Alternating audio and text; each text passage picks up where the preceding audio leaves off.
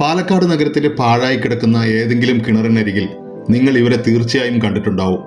കയ്യിൽ കൈക്കോട്ടും കുട്ടകളും കയറുമായി നിൽക്കുന്ന ഇവർ ഏതെങ്കിലും കിണർ പണിക്കാരോ നഗരസഭയുടെ ശുചീകരണ തൊഴിലാളികളോ അല്ല. ഇവർ ആരാണെന്നറിയാൻ ഈ വീഡിയോ തുടർന്ന് കാണൂ. പോസിറ്റീവ് പ്രസിന്റെ പുതിയൊരു പോസിറ്റീവ് സ്റ്റോറിയിലേക്ക് സ്വാഗതം.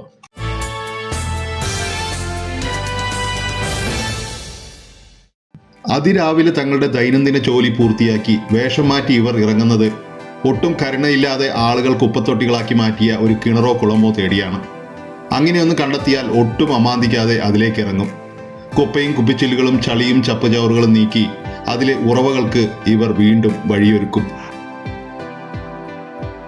കുടിവെള്ളക്ഷാമം രൂക്ഷമായ ഈ കാലത്ത് പഴയ കിണറുകളെ വീണ്ടെടുക്കാൻ ഇറങ്ങുന്ന ഇവർ വേദങ്ങളിലെ ജലമന്ത്രത്തിന്റെ പൊരുളറിയുന്നവർ തന്നെയാണ്. അത് ഉരുവിടാൻ മാത്രമുള്ളതല്ല എന്ന് തിരിച്ചറിഞ്ഞെടുത്താണ് ഈ ഗുരുവും ശിഷ്യന്മാരും വ്യത്യസ്തരാകുന്നത്.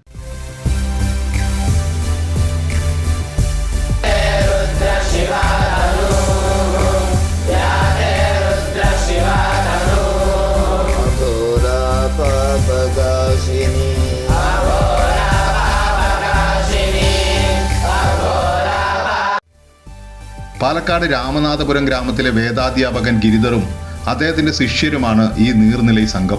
പാലക്കാട് നഗരത്തിലെയും പരിസര പ്രദേശങ്ങളിലെയും നിരവധി കിണറുകളും കുളങ്ങളുമാണ് ഇവർ ഇതിനോടകം വൃത്തിയാക്കി എടുത്തിരിക്കുന്നത്. കാൽച്ചുവടുകളിലെ നീരുറവകൾ നിർദാക്ഷിണ്യം നശിപ്പിച്ച് കുടിവെള്ളത്തിന് പൈപ്പുകൾക്കും ടാങ്കർ ലോറികൾക്കും താഴെ വരി നിൽക്കുമ്പോഴെങ്കിലും ഇവരുടെ ഈ സേവനം നമ്മൾ തിരിച്ചറിയേണ്ടതുണ്ട്. പാലക്കാട്ടുകാരല്ലാത്ത ഈ ഗുരുവും ശിഷ്യരും ഇവിടുത്തെ നീരുറവകൾ വീണ്ടെടുക്കാൻ തയ്യാറാകുമ്പോൾ അവർ വീണ്ടെടുത്ത നീരുറവകളെ വീണ്ടും നശിപ്പിക്കാതിരിക്കാനുള്ള സന്മനസ്സെങ്കിലും പാലക്കാട്ടുകാർ കാട്ടണം.